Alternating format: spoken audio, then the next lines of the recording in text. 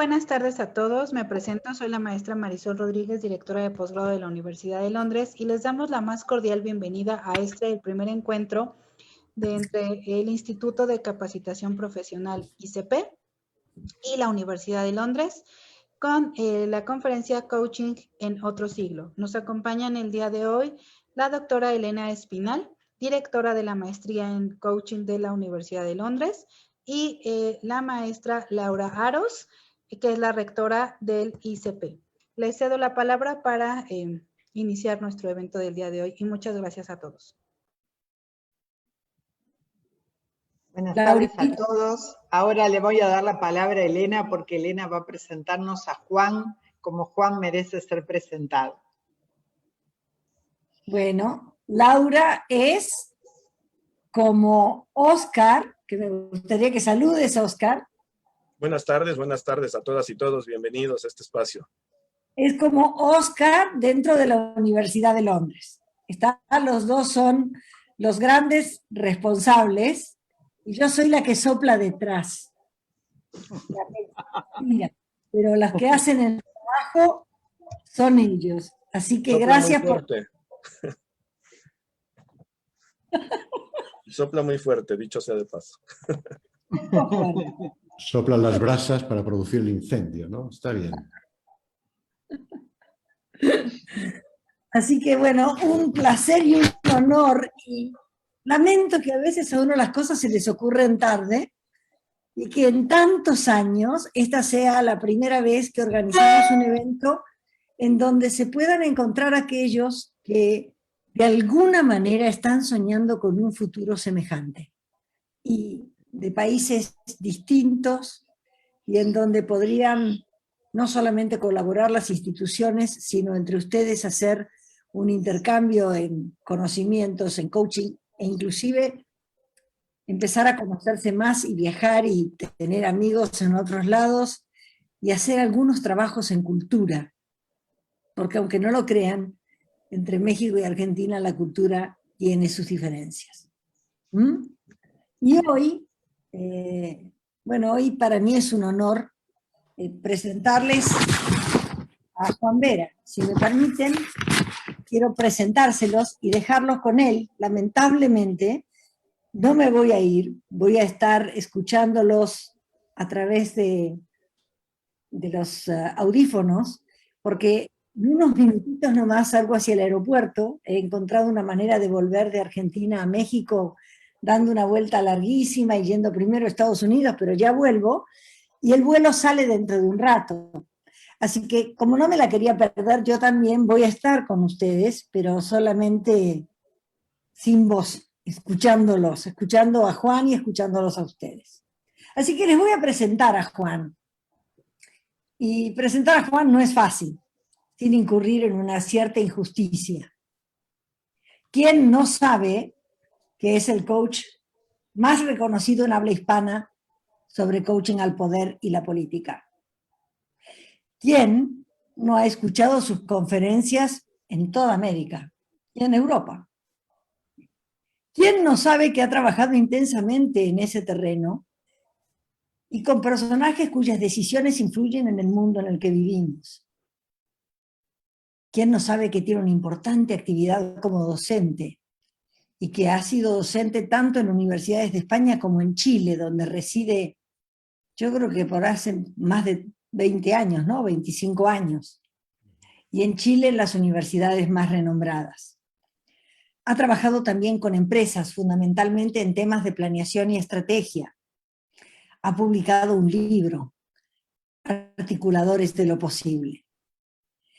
Pero entre lo que menos se sabe de él es su profundo interés por el cambio social y cómo está viendo un futuro de nuestra profesión yendo hacia ese lugar. De eso trata su libro, que se los recomiendo muchísimo y que es base de unos talleres en los que hoy además soy su alumna. También, por invitación de él y luego de compartir un espacio de la ICF Internacional, formamos Motivos para la Esperanza, un espacio bimestral para fomentar ese estado del alma trascendente en momentos como los que vivimos. Entre otros de los aspectos menos conocidos, está que ha escrito cuentos, una novela, muchas poesías, porque tiene un profundo amor por el arte, la belleza, la música y las letras especialmente. Y notarán, aunque no se diga, su profundo compromiso con el otro, con los diálogos íntimos que llevan a conocerse y aceptarse, y su generosidad de entregar lo que sabe y quién es en cada instante de su comunicación. Por eso, y por su generosidad para aceptar esta invitación, quiero en nombre de todos los que estamos aquí, y que te damos la mano, Juan, regalarte este poema, que haga que sigas entregando tanto y tan bello en el trabajo que haces en todo el mundo. Este poema lo escribió Juan Gelman, un poeta argentino que nació en 1930 y murió en el 2014, y que tiene una particularidad. Fue un escritor desde muy niño. Fue un hombre sumamente politizado. Fue guerrillero. Se asiló en México durante la dictadura militar. Y volvió en el año 88 a la Argentina, y fue aquí donde murió. Y el poema se llama Madrugada. Juegos del cielo mojan la madrugada de la ciudad violenta. Ella respira por nosotros. Somos los que encendimos el amor para que dure, para que sobreviva a toda soledad. Hemos quemado el miedo. Hemos mirado frente a frente al dolor antes de merecer esta esperanza. Hemos abierto las ventanas para darle los rostros. Así que ahora sí, los dejo con Juan, les mando un abrazo inmenso y aprovéchenlo todo lo que puedan. Hasta luego. Buen viaje, querida Elena. Bueno, muy buenas tardes, noches a todos ustedes. No es fácil empezar a hablar después de una presentación tan tremenda como ha hecho Elena. Yo quiero mostrarle mi agradecimiento por haberme invitado a este encuentro. Ella sabe que la admiro muy especialmente. Y más allá de su condición de ser la mujer más representativa del coaching de habla hispana, a mi juicio, ¿no? Ella es una gran narradora de historias. Cuando lo he escuchado en distintos momentos, pero cuando hacemos algún taller juntos o algunas conferencias juntos, como está siendo habitual últimamente, yo espero ¿qué historia va a contar? ¿Qué fábula? ¿Qué metáfora va a traer? Porque soy amante de las historias, de las narraciones, de las fábulas, y creo que a través de ellas se aprende mucho. Y por ser una mujer sensible al arte y la poesía, donde efectivamente coincidimos, como ella ha explicitado anteriormente, ¿no? Yo quiero plantear que mi intención es que hablemos. Claro, para hablar, primero quiero poner sobre la mesa algunas cosas de las que pienso sobre este tema al que me invitaron a hablar, ¿no? De coaching en otro siglo. Y tal vez porque yo he hecho ya varias manifestaciones dentro de mis colegas, ¿no será que nos estamos acostumbrando a pensar que lo que hemos llegado a avanzar ya es el culmen de una profesión? ¿No estaremos quedándonos cómodamente sentados en un sillón, cada uno dentro de su mirada, porque cada escuela de coaching tiene alguna forma distinta de plantearse el acompañamiento, ¿no? Y me late, me preocupa esta idea fundamentalmente de qué significa ser coach en este siglo, que cada vez que avanza nos va mostrando una velocidad, unas transformaciones más profundas que las que pensábamos y solo comparables a los que la ciencia ficción a veces nos hacía creer. Entonces quiero hablar un poco de todo esto, pero me gustaría que en un momento determinado pues, abriésemos la posibilidad de que conversáramos, ¿no? Sí quiero empezar a plantear cómo llegué yo al coaching y cuál es mi relación con él, porque tal vez a través de mi historia puedan reconocer algunos aspectos que expliquen por qué tengo esta preocupación, ¿no? Y diría que yo llegué al coaching cuando dirigía una escuela de negocios en Madrid al comienzo de los años 90. Yo empecé a dirigirla en el año 87, pero a principios de los 90 se produjo un hecho que yo he comentado muchas veces, y es que los clientes que teníamos, que mandaban a sus directivos a hacer el MBA o cualquiera de los máster que allí se realizaban, empezaban a mostrar una inquietud porque las personas que sabían cada vez más de técnicas, que sabían más de marketing y de finanzas y de recursos humanos en lo que se refería a aspectos de evaluación, de selección, etcétera, llegaban a decir, ¿y por qué no logramos motivar a las personas? ¿Qué pasa que de pronto las personas no hacen lo que nosotros queremos que hagan? Y todo eso me fue llevando a entrar en la búsqueda de algunas respuestas me hice estudioso de los temas de liderazgo y de trabajo en equipo y de comunicación. Y en ese momento nuestra escuela firmó un acuerdo con la Embajada de Chile y a partir de ese acuerdo y de esa relación yo conocí, porque uno de los representantes de los que nos hicimos muy amigos, precisamente porque compartíamos este mundo del arte y la poesía, me dijo, el coaching puede ser algo que si tú lo habitas, que si tú lo conoces, te lleve a darte cuenta de que es algo que habría que meter en los MBA y meter en muchos de los programas que forman a estos directivos. Me rehusé un poco al principio, lo reconozco. Al final yo venía de una tradición racionalista y aquí me parecía que había un tema un poco esotérico. Esto del cuerpo y las emociones me resultaba lejano al principio, ¿no? Pero llegó el momento y efectivamente tuve la suerte de que me invitaran a asistir a una conferencia de ingreso al primer ACP Arte del Coaching Profesional que hacían en lo que entonces se llamaba Newfield Group, y estaban juntos Julio Laya y Rafael Echeverría. Y por lo tanto empecé entrando desde esa puerta que era la ontología del lenguaje. Era un programa que empecé en España, que siguió en México, en Querétaro, y que terminé en Chile. Y aunque yo iba a aprender cosas para aplicar en lo que era mi trabajo y no tenía la intención de ninguna transformación personal, pues ya ven lo que hago y ya ven dónde estoy.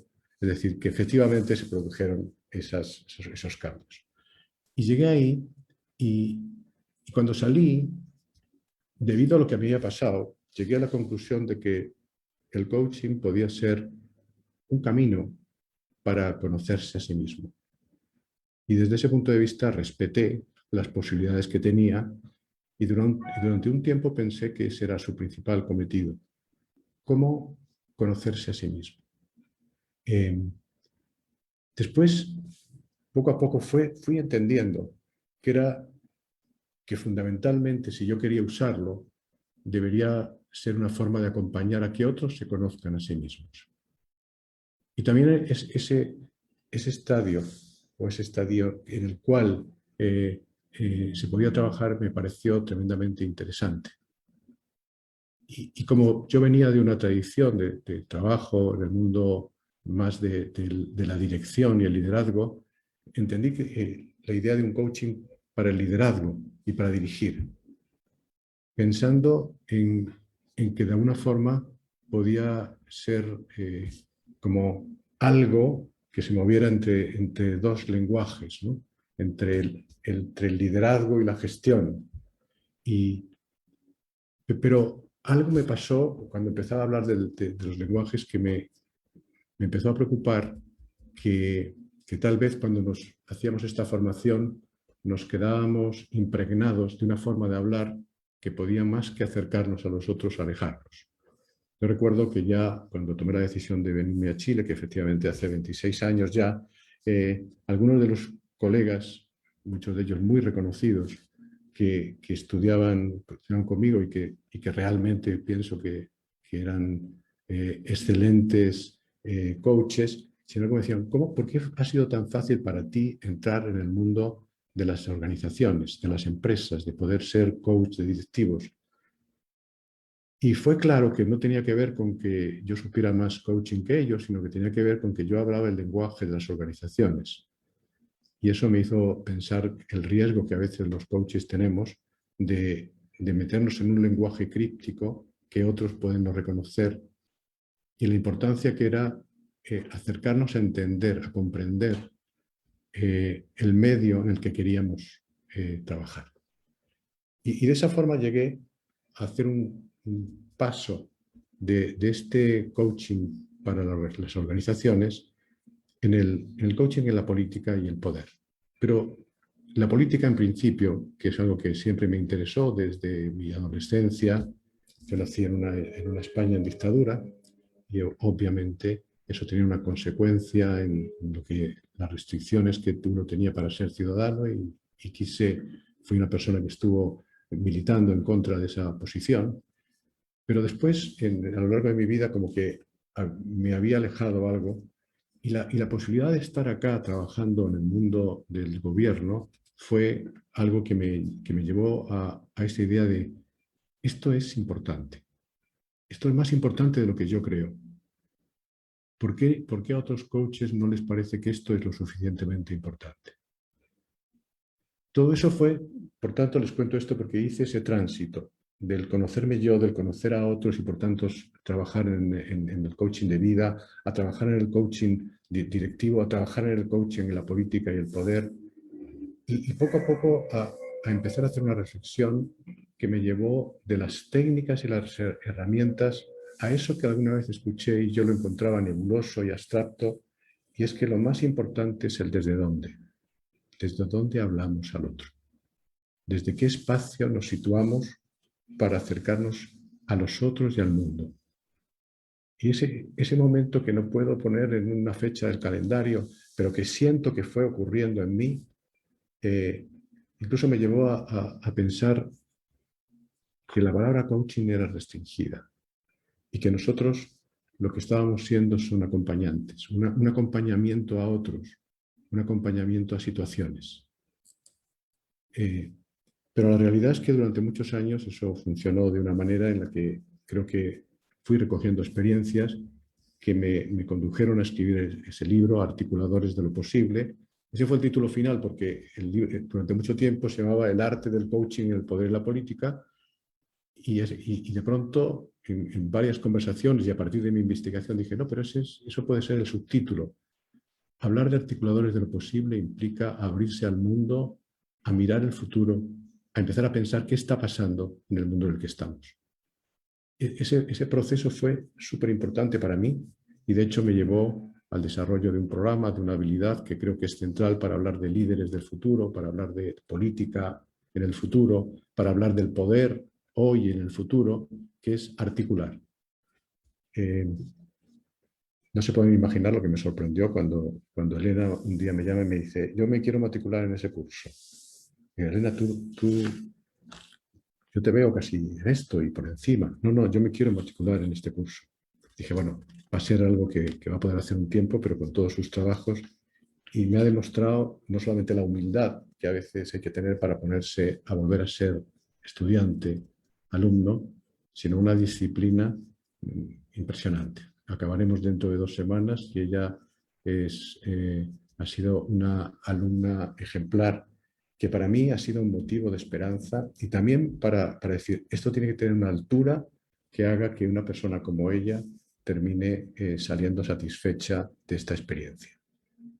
Se ha convertido en algo de lo que ahora voy a hablar, porque pienso que está en esta idea de cómo debe ser el coaching de este siglo. Hasta dónde puede llegar y hasta dónde no puede llevar. Y hay un conjunto de palabras que quiero plantear que van a estar, las voy a ir desarrollando, pero fíjense que vamos a hablar de política y poder. Vamos a hablar de coaching individual y coaching social. Tenemos que hablar de emociones sociales. Tenemos que hablar de los riesgos del vivir actual. del positivismo, de la hiperconexión, de la inmediatez. Entonces, de todo eso es de lo que quiero hablarles. Espero que salga articulado, pero si no, lo importante es que vean que estoy lanzando temas sobre la mesa para que podamos hablar. Y lo primero que me pasó cuando yo empecé a hablar, a trabajar en el poder y la política, sobre todo en la política, fue el darme cuenta de la necesidad de la política, de que estamos en un momento en que el mundo, los ciudadanos, generalmente, digamos que tratan de vivir sus vidas y que no tienen una forma ideológica de mirar, se separan de la política. Y a mí eso ha sido algo que me ha ido sorprendiendo, porque ¿cómo es posible que nos podamos separar de algo que transita nuestras vidas, que limita o potencia nuestras vidas? Y veo como una confusión central entre despreciar la política y oponerse a ciertos políticos, que es algo totalmente distinto. Me fui impregnando de la necesidad de que esto era realmente importante, no porque a mí me hubiera gustado en mi juventud. Claro, soy consciente de que tal vez desde nuestra forma de mirar el mundo, si algo es importante, es cómo salimos de las ideologías. Porque al final, respetando las ideologías, toda ideología es un sistema de pensamiento cerrado. Y por tanto, como todo sistema de pensamiento cerrado que tiene una interpretación de cómo el mundo debe ser, parte de una cierta verdad asumida. Y por tanto, contiene cegueras asumidas. Uno de los principales filósofos políticos, el español Daniel Innerarity, a quien tuve el honor de entrevistar hace poco y de quien estamos leyendo en alguno de los ciclos de lectura que dirijo su obra, decía, toda ideología produce un desgarro en otros, en aquellos que están fuera de ella. Por tanto, excluye, divide al mundo de una forma. Y desde este punto de vista yo decía, ¿y cómo los coaches que trabajamos para buscar un entendimiento mucho más comprensivo del mundo, más humano, para acercar, podemos estar fuera de esto? Porque así como asumo que hay una responsabilidad de los ciudadanos cuando se alejan de la política y se convierten en cómplices pasivos de lo que pasa, y desde mi punto de vista empiezan como a perder ciertos derechos morales, al menos, de no formar parte de la política misma como ciudadanos, pienso que los coaches tenemos una responsabilidad al respecto. Como si tenemos una capacidad de acompañar, de desarrollar la conciencia de otros, de acompañarles en una mirada más holística, podemos perder esta perspectiva. Entonces, todo eso me llevó a ir configurando una posición con respecto a esto, que a veces es recibida con mucho agrado y otras veces es recibida como alguien que quiere plantear algo que para muchos es incómodo, ¿no? Me situé cerca del mundo del poder, y el mundo del poder también es un mundo como el de la política que tiene mala prensa, ¿no? Sin embargo, todos nosotros quisiéramos tener más poder de acción. Y por tanto es un tema de distinciones. ¿Quién se negaría a decir, yo quiero tener poder en mi vida para lograr lo que quiero lograr? Claro, lo que pasa es que a veces el poder de acción lo contraponemos contra el poder planteado como un espacio a ocupar. La gente que quiere lo que quiere es ocupar un espacio desde el cual puede prevalecer. Es la diferencia entre ver el poder como un sustantivo o el poder como un verbo. Cuando veo el poder como un verbo, yo quiero poder hacer cosas. Los coaches queremos poder acompañar a otros, pretendemos que con nuestra compañía generemos valor y transformaciones en los demás. Quizá por eso, el trabajo que he hecho últimamente ha estado más orientado no solamente a poder explicar las 4 fuentes del poder más características en la historia de la humanidad, sino de ver que tal vez en este momento podemos tener una nueva fuente de poder que es el diálogo, ¿no? Porque cuando hablamos de las fuentes de poder, pues estamos hablando del poder de la fuerza, que quizá es aquel que más dolor ha causado al mundo, ¿no? El poder del código, o sea, esos poderes morales que parten de los sistemas de creencias que establecen pues, las religiones, las ideologías, cómo deben ser las cosas, el poder del mensaje, que nos puede llevar a la idea, a las narrativas, a los relatos que hacen que las personas puedan verse interesadas, o el poder de la recompensa, como a través de la premiación podemos mover a la gente, como plantea la psicología. Y todos ellos, podríamos decir que tienen una zona positiva, que es necesario en ciertos momentos, y todos ellos tienen una forma que puede llevar a un aspecto muy negativo. Entonces, junto a eso dices, pero el diálogo, cuando somos capaces de incluirlo, de animarlo, puede producir algo que es distinto cuando yo convenzo a alguien, porque el diálogo se basa en la comprensión y por tanto puede ser una fuente de transformación. Todo esto, todas estas reflexiones sobre estos temas, las cuento aquí porque a mí me fueron llevando a la necesidad de ver la conexión que todo esto tiene con nuestro rol de coaches, en donde lo que queremos es, hablamos a veces de empoderar a otros, hablamos a veces de desarrollar el poder personal. Y fui planteando más claramente en los últimos 5 años un camino que pienso que tiene que ver con el mundo que vamos a vivir, y es cómo vamos trascendiendo, sin olvidarlo primero, pero cómo vamos pasando del coaching individual, que se perfeccionó con el coaching de equipos, al coaching social.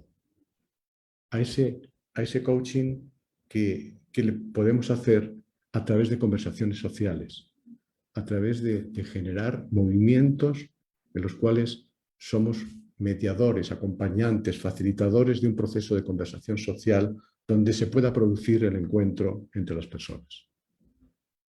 Para mí, esa es una línea que pienso que debemos tener los ojos bien abiertos, porque puede ser parte del futuro en donde podemos impactar más si somos capaces de abrirnos a mirar eso. Y eso implica, si cuando hablamos en lo individual nos damos cuenta de la importancia que tienen no solamente las creencias y los pensamientos, la mente, sino también las emociones. Si nos damos cuenta que, como plantea Otto Scharmer, quizás lo más importante que puede ocurrir es cómo hacemos que la gente tenga mente abierta, tenga corazón abierto, tenga voluntad abierta. Cuando nos metemos en el coaching social nos lleva a la importancia de ser observadores cuidadosos de las emociones sociales. Porque al final lo que permite, lo que favorece o entorpece los desarrollos de las sociedades tiene que ver con sus culturas. Y dentro de las culturas hay emociones sociales y eso hace que, por ejemplo, veamos lo que está pasando en este momento. ¿Cómo se puede entender, por no irme a otros lugares, yéndome a mi país, que un país que sentía que era modélica la transición democrática que había hecho y se convirtió en ejemplo muchas veces en escuelas de política, llegara un momento en mayo del año 2011 y se generara todo ese movimiento de la indignación? Y de pronto parecía como que había estallado algo y se creó una emoción social que realmente llevó a momentos y a tensiones que todavía perduran de gran indignación. Pero si me vengo a donde vivo, ¿no? Ustedes han podido ver este ordenado Chile, que para muchos ha sido, yo recuerdo en los viajes de esos años, que muchas veces cuando me ponía en contacto con gente del mundo público, se interesaban mucho por saber qué se estaba haciendo aquí dentro de lo que era la modernización del Estado, un Estado moderno que aparecía como ejemplar en el mundo latinoamericano. ¿Cómo se puede entender que en octubre del 2019 arrasen las calles y se convierta esto en un hervidero de lo que se llamó el estallido social? Bueno, porque hay emociones sociales que se van creando y que si no vemos pueden llegar a sorprendernos, como hoy nos sorprenden las situaciones de polaridad que hay en todos los países. ¿Tenemos algo que hacer o no tenemos algo que hacer nosotros en ese ámbito? Bueno, mi respuesta es que efectivamente los coaches, si nos quedamos simplemente en el quiebre personal, que es muy interesante, digno, es probable que no estemos dando todo el potencial que pudiéramos dar para una sociedad mejor. Y eso nos lleva a decir, ¿estamos observando atentamente los riesgos de este vivir actual, porque hay varias cosas que quizá sean sutiles. Por ejemplo, algunos filósofos, algunos de ustedes sin duda han leído a Byung-Chul Han, este coreano residente en Alemania, que realmente es uno de los filósofos que en este momento, y en la pandemia especialmente, se ha leído mucho. Pues él plantea este positivismo que de pronto es como que lo vivimos como todo es posible. Todo es posible, y como todo es posible, de pronto como nos metemos en una especie de carrera que empieza siendo como muy optimista, pero que nos lleva a la autoexplotación. Y hoy en día, frente a la posible explotación que en un momento determinado se denunció entre los explotadores empresarios, cuando se hablaba este lenguaje, y los explotados, hoy vivimos una suerte de autoexplotación porque tenemos la necesidad de lo que él llama la sociedad del rendimiento. Y esa sociedad del rendimiento, ¿a dónde nos lleva? O sea, ¿cuánta soledad puede crear? ¿Cuánto alejamiento? Pero tenemos la hiperconexión, esta maravilla de la hiperconexión que puede traernos muchas cosas, también nos lleva a la fragmentación de la atención, a este multitasking que podríamos verlo como un valor, pero que cuando yo digo, sí, puede ser un valor hacer muchas cosas, pero que si eso lo que ocurre es que me fragmenta la atención, es muy probable que nosotros no tengamos presencia suficiente para ir viviendo una vida de mayor valor. Y por tanto podemos tener una sociedad y un conjunto de relaciones que tienen menos capacidad de vínculos poderosos para construir algo.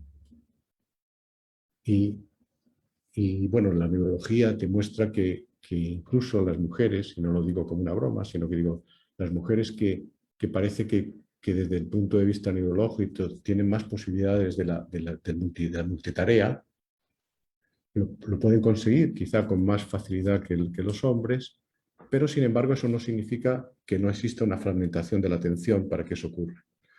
O tenemos el riesgo de la inmediatez, de esta inmediatez que se ha ido apoderando de nosotros a partir de la tecnología y que nos lleva a no saborear el proceso.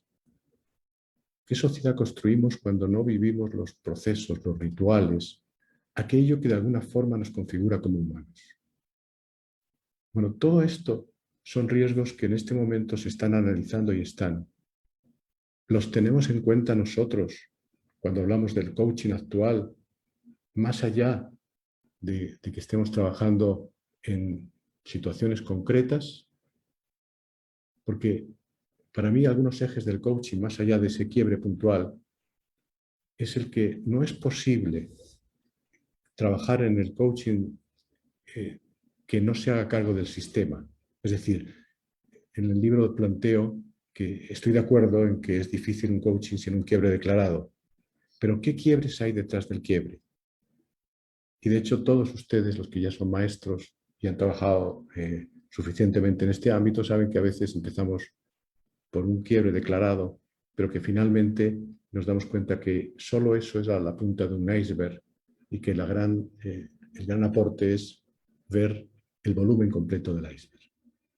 Bueno, de alguna forma, mi planteamiento es que detrás del quiebre hay otros quiebres y que la posibilidad realmente de trabajar más profundamente en este momento es abrirnos a eso, acompañar al otro a mirar desde dónde actúa. En mi trabajo, sobre todo con políticos, un esquema que a mí me servía era, y a veces lo explicaba de esta forma, ¿no? Es decir, ¿en dónde está? ¿Qué pretende? Bien fuera una persona, bien fuera un partido, bien fuera un grupo social. Y decía, a veces lo que se pretende es mantenerse encima del barco, simplemente. A veces lo que tratamos es de llegar en paz al puerto. A veces lo que hacemos es luchar para no salir, para no morir. Digo salir en el sentido de no salir del poder, ¿no? En lo primero, cuando yo trato de mantenerme encima del barco, se crean escenarios en los que son una serie de intercambios para sacar adelante nuestros objetivos, en el tú me das y yo te doy, pero que vienen a ser los típicos juegos de estrategia para prevalecer, que de alguna forma van produciendo movimientos pendulares. Quizá eso que ha sido una tónica nos lleva a esta sociedad fragmentada y endeble. Cuando tratamos de llegar en paz al puerto, a mí me ha tocado muchas veces estar siendo coach de gobiernos, especialmente en Chile, donde tú veías que a partir de un momento, cuando quedaba poco tiempo, es el momento de consensos de lo posible para evitar rupturas y, por tanto, tengo que bajar mis expectativas y el nivel, evitar entrar en aquellos temas que por su impacto producen reacciones, aunque fueran los temas más importantes y necesarios. Pero mejor no hagamos esto y vayamos lentito y, por tanto, sí llegas al puerto, pero realmente decepcionas en el camino las expectativas de mucha gente, porque las promesas que se hicieron no llegaron, ¿no? Cuando uno se sitúa en ese luchar para no morir, pues lleva a la ocupación de espacios. Es lo que está pasando en algunos países, cuando realmente, al final, para no salir, lo que se hace es que se rompen los principios democráticos para tratar de evitar que realmente la democracia actúe como tal. Digo, ¿y por qué? ¿Cómo nosotros podemos mostrar estos escenarios y meter un cuarto que es prepararnos para nacer? ¿Cómo llevamos a las personas y a lo mejor muchas veces a esos movimientos sociales, a esas conversaciones sociales? ¿Es necesario jugar el juego como lo estamos jugando o podemos pasar a un juego más grande y mayor? ¿Cómo nos preparamos para nacer? Y eso significa abrirnos a nuevas situaciones. Significa, sin duda, soltar. Significa algo que a mí me parece importante, que es asumir la responsabilidad ante el mundo y el futuro que emerge. Porque hablamos de los gobernantes, pero ¿cuál es el rol de los ciudadanos de una democracia consciente? Es alejarse, porque no nos gusta la política, no queremos mancharnos, entre comillas, con esto. Es suficiente quejarse, romper los semáforos. Eso habla de calidad ciudadana. La política, efectivamente tiene una parte que tiene que ver con los gobernantes que elegimos, pero tiene otra parte que es la madurez de los ciudadanos.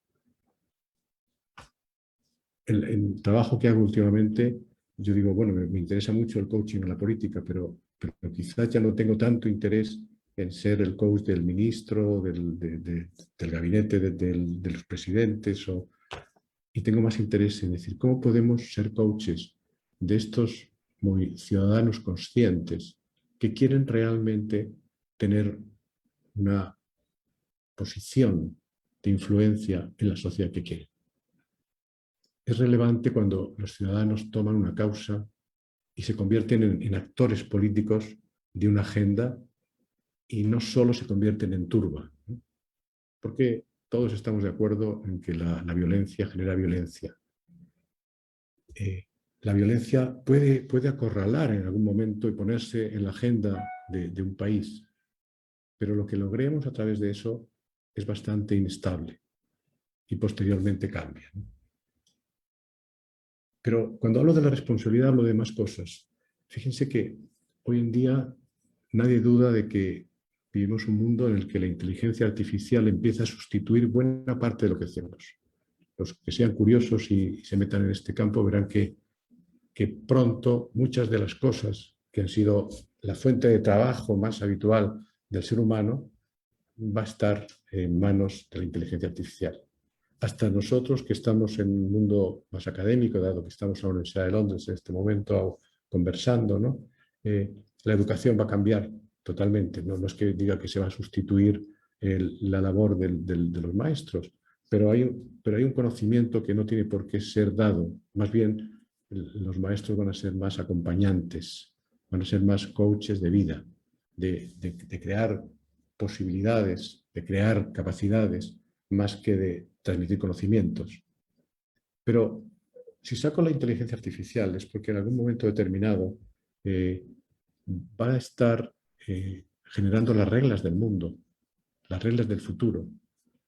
En alguna de las conferencias que tuve ocasión de estar, de lo que ya se llaman ciberpsicólogos, que tuvieron que ver con todo el tema de Cambridge Analytics y que por tanto conocen todo el mundo de la Big Data y lo que eso significa, se especula que acabará este siglo, cuando acabe este siglo es posible que algunos países, ellos apostaban por Estados Unidos, que el presidente sea un algoritmo.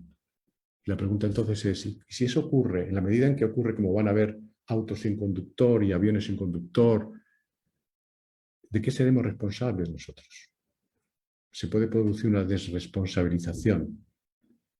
Pero en este momento sí somos responsables. Y somos responsables de contribuir al diseño de un mundo más allá de lo que un gobernante de turno establezca. ¿Cómo llevar a esa responsabilidad?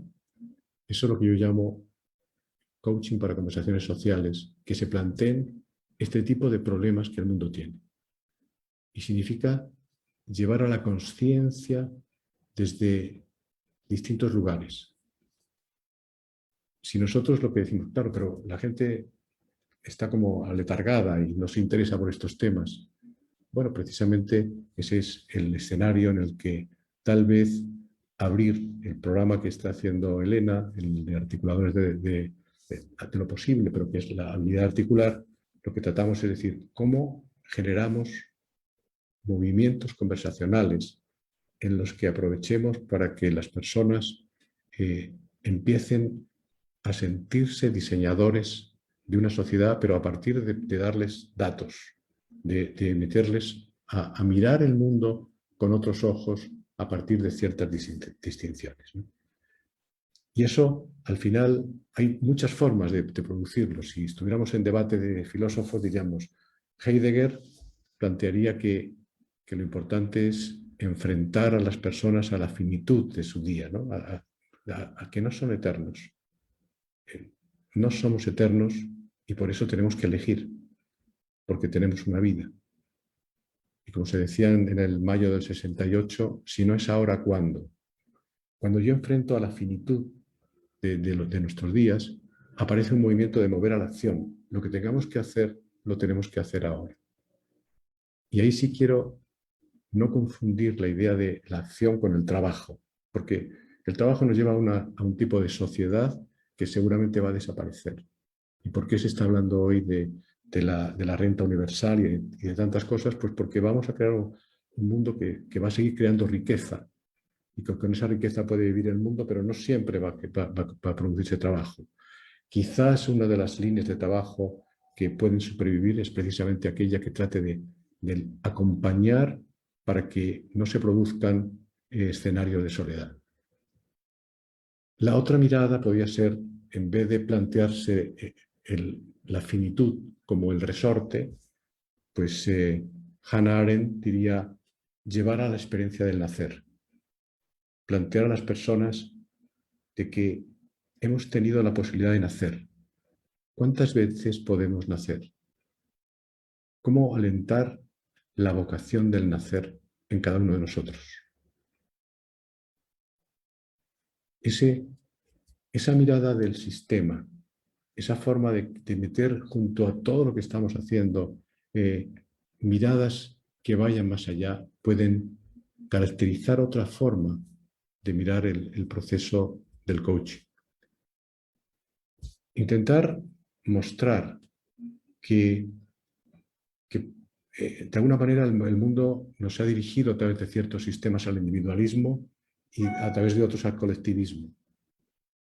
Pero quizá en ninguno de estos dos miradas se hace cargo de algo que es que necesitamos ser genuinos, defender nuestra diferencia, nuestro ser distinto, pero a la vez necesitamos pertenecer. Por tanto, ¿cómo generar, cómo de alguna forma alentar, cómo estar cerca de algo que puede tener que ver con crear comunidad? El coaching en esto, el nuevo siglo, y ya pensando en ir terminando para que ustedes, para que podamos hablar, debería darse partir de aceptar que la incertidumbre y la complejidad van a ser y son aspectos permanentes. Por tanto, esto que algunas veces yo sentí cuando empezaba en esta profesión, a que cómo ayudamos a que no sientan la incertidumbre, a que tengan una cierta capacidad, una cierta claridad. Bueno, uno puede tener claridad interior de lo que quiere, pero el mundo va a seguir cada vez más incierto. No vamos a tratar de que tengan una idea muy, muy programada de lo que quieren. Bueno, pues podemos hacerlo, pero la complejidad va a estar presente. Y por lo tanto, lo complejo es algo que tenemos que empezar a aceptar como algo que está planteándose. Aunque no tenga, pues sea, no sé, digamos que mucho glamour la incertidumbre, la duda es lo que ha movido la filosofía.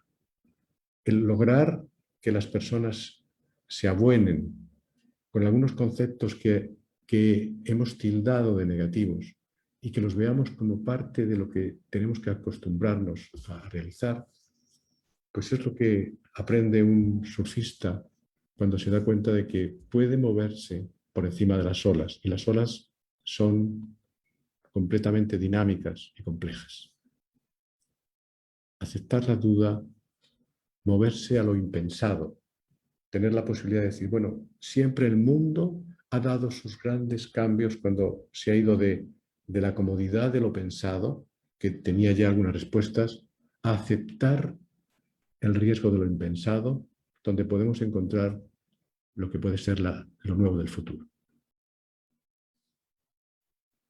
Yo pienso que nuestra labor tiende a acompañar a seres humanos en un sistema, no solo en una realidad bidimensional o tridimensional, en un sistema poliédrico, difícil, complejo, ambiguo, pero sin el drama de considerar que eso es una anomalía, y desde luego sin el sufrimiento de considerar que eso significa que tenemos un error de software en nuestra mente, sino cómo aprendemos a poder vivir con eso y a la vez a desarrollar responsabilidad.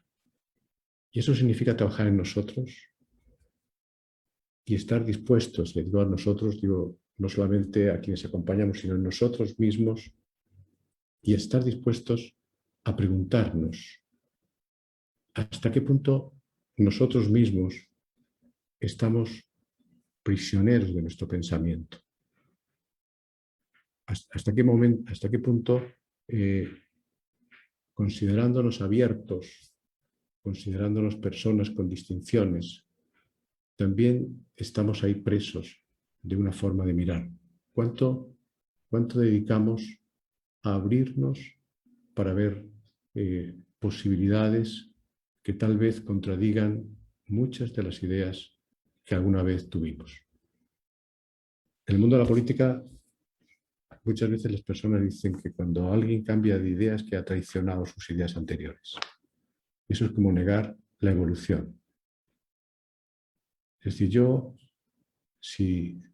a veces bromeo y digo, si yo me viera en este momento dando una clase de dirección estratégica en la escuela de negocios que dirigí, me llevaría a la contraria permanentemente. Levantaría la mano, profesor, estoy en total desacuerdo con eso.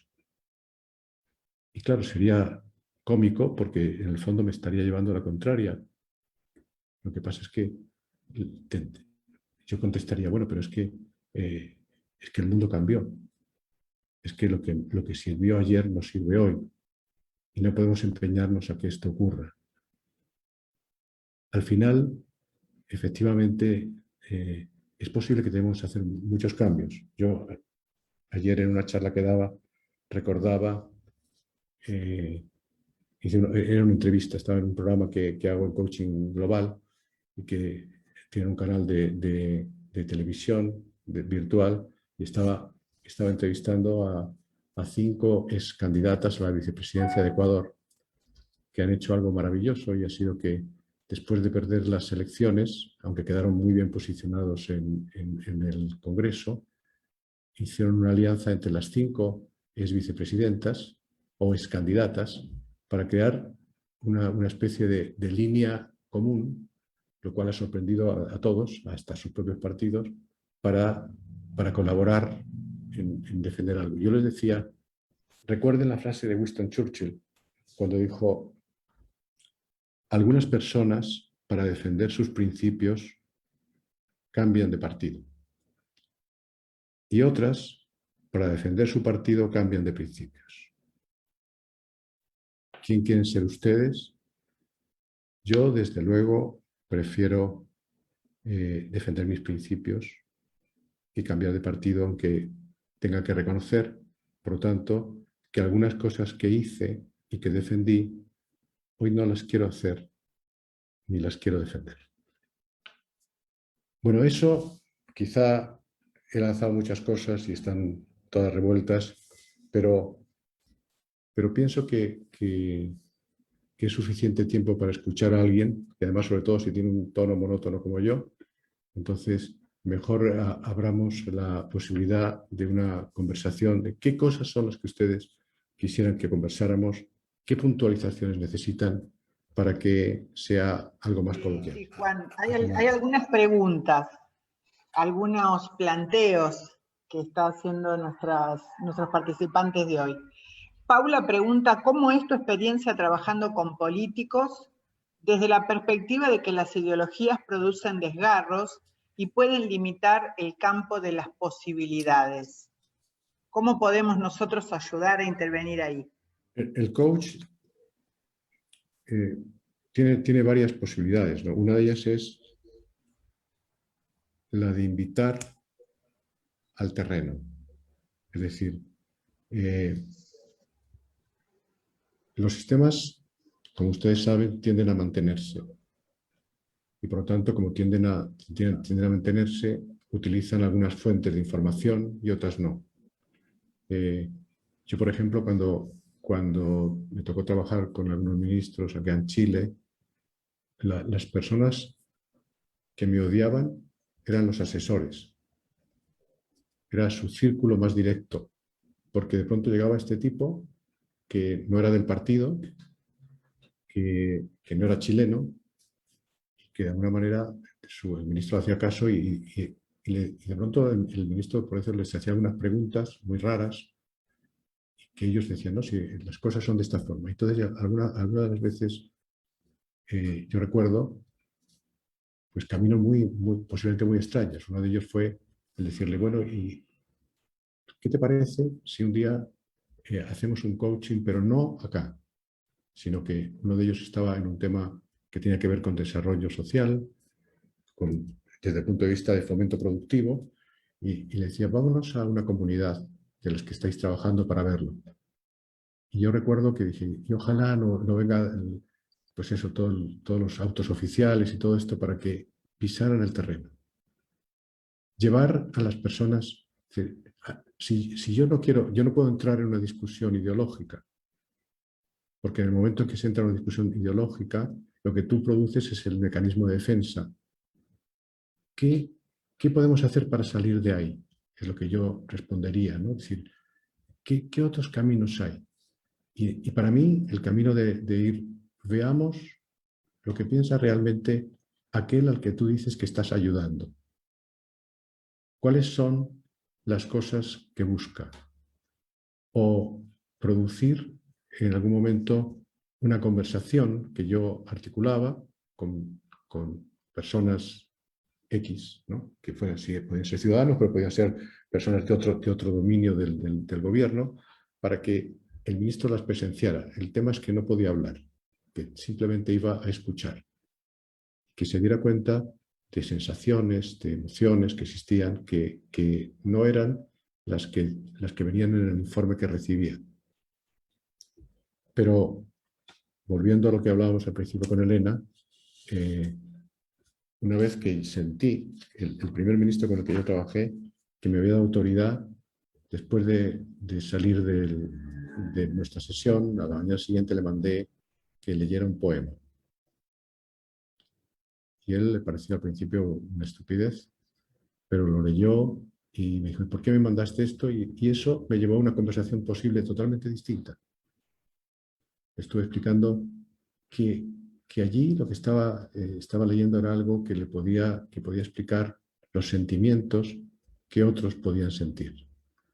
Es decir, lo que yo te respondería es, si yo quiero plantear que a alguien que pueda ver el desgarro que hay fuera,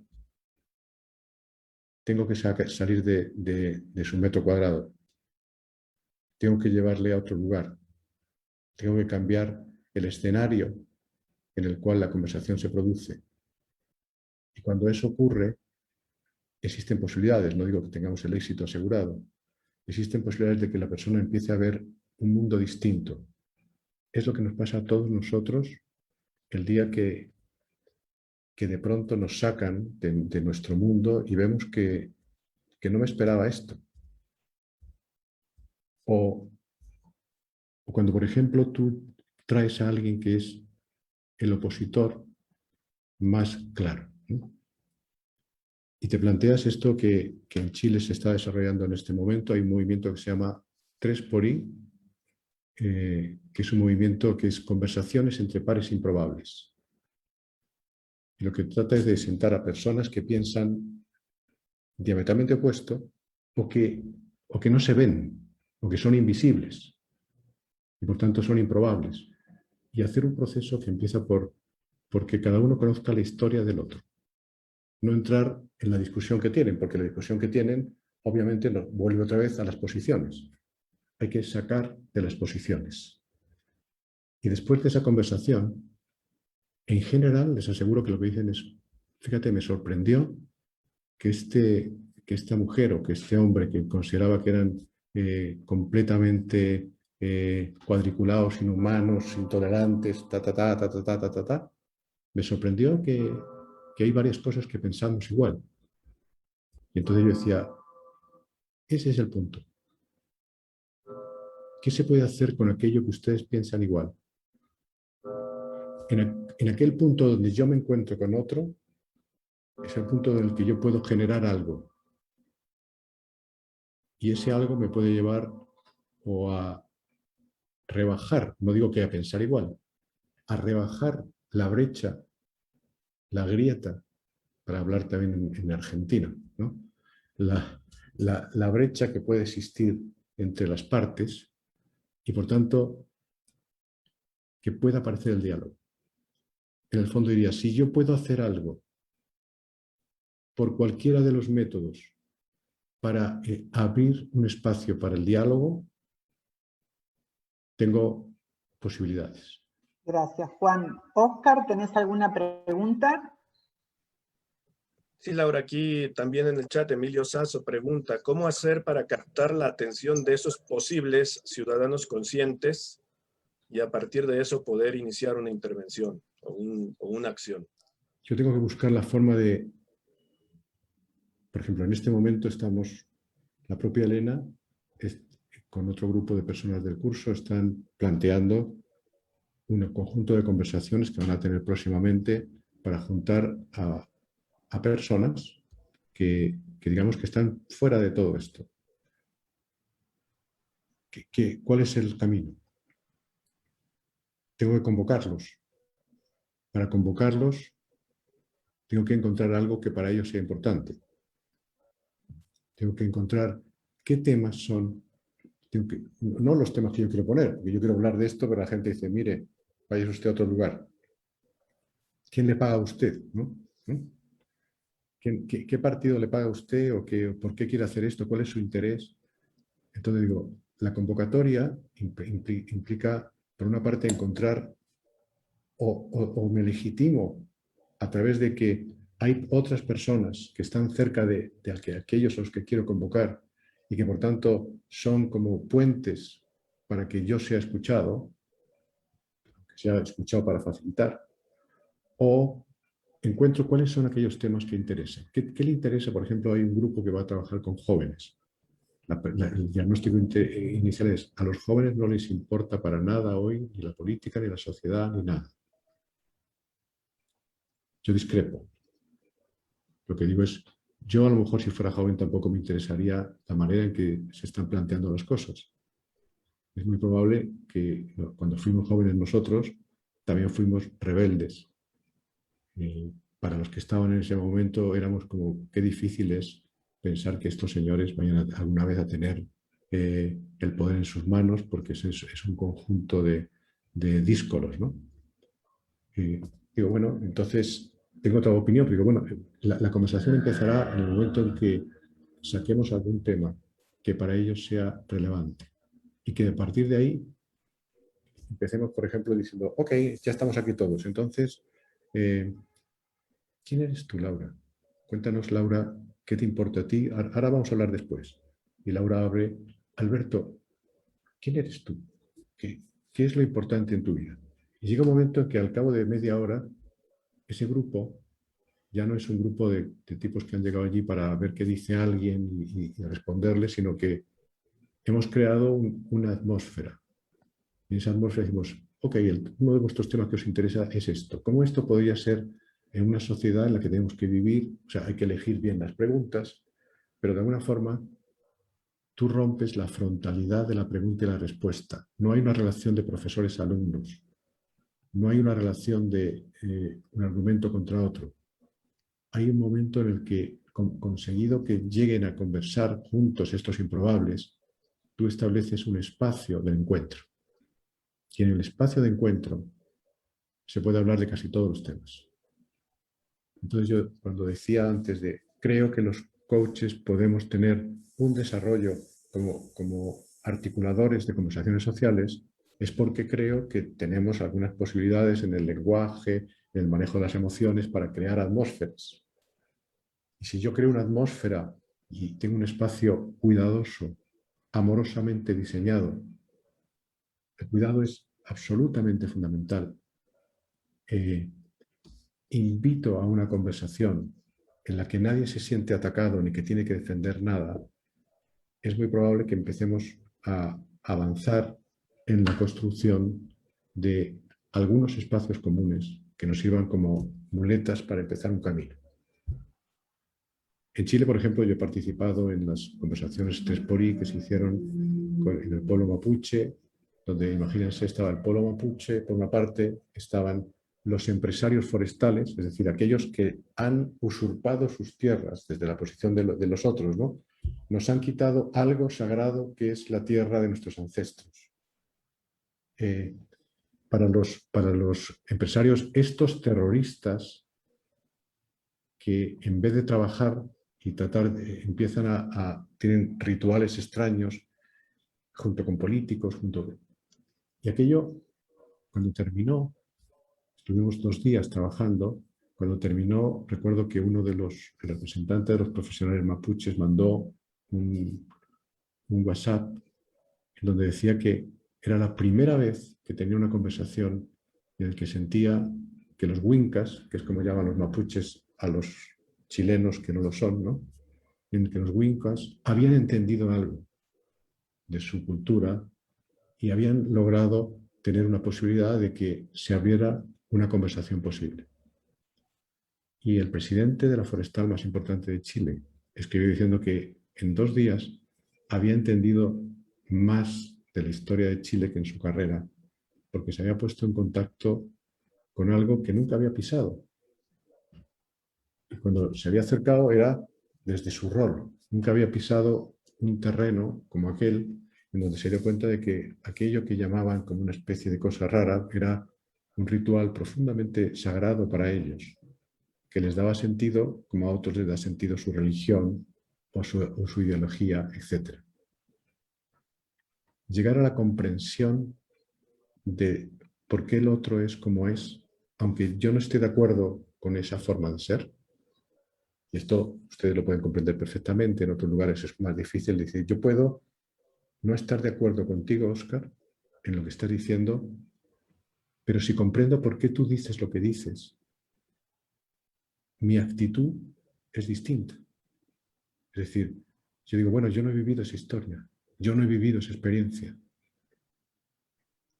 Yo me acuerdo cuando llegué a Querétaro, en mi segunda escala como coach, en aquel programa que yo me hice, éramos 100 y algo, 120 alumnos, de los cuales 54 eran mexicanos, del Instituto Politécnico de Monterrey, que fue uno de los primeros que se metió en la línea del coaching en México, ¿no? Y después de varios tequilas con sangrita, apareció así como una idea de que ustedes los españoles, tal cual, salió una cosa así como bien violenta, ¿no? Y nosotros decíamos, bueno, desde luego, ustedes los españoles, no sé, yo les aseguro que no estoy muy de acuerdo con muy buena parte de la historia de mi país, o sea que no defiendo eso, pero lo más probable es que sean sus antepasados, que eran algunos españoles, aquellos que lo hicieron, no los míos que no salieron nunca de la península ibérica, ¿no?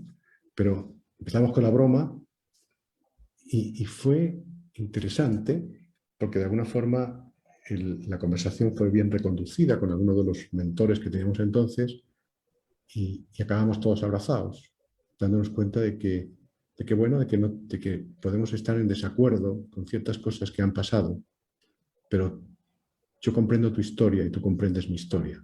Y a partir de ahí, desde el no entendimiento, desde la no coincidencia, yo puedo construir. O sea, si algo tengo claro, después de haber tratado de entender bien lo que es la democracia, es que la democracia no es el intento de que seamos todos iguales. Porque si fuéramos todos iguales no necesitábamos mucho gobierno, no coincidiríamos, ¿no? Es decir, la democracia es la capacidad de vivir en convivencia desde el disenso.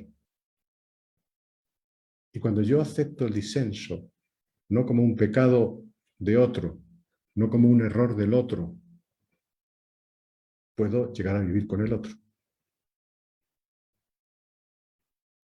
Un detalle que quizá algunos conozcan si han escuchado otras charlas mías, pero que no es menor, que a veces cuento y que es el principio de mi libro para entender por qué, en dónde estoy, es que mi padre fue un republicano que estuvo en la cárcel después de la Guerra Civil Española, que pertenecía a un partido de izquierda, que era ateo, que era masón, y que cuando salió de la cárcel se casó con mi madre, que era católica, apostólica romana y franquista. Es decir, y por lo tanto, mi experiencia vital es la de alguien que vivió entre dos pares improbables, que vivieron casados 52 años hasta que murieron. Por lo tanto, no tengo la teoría de que es posible, tengo la experiencia de que desde posiciones muy distintas hasta se puede construir una familia. ¿Cómo no se va a poder hacer una nación en donde no hace falta acostarse en la misma cama?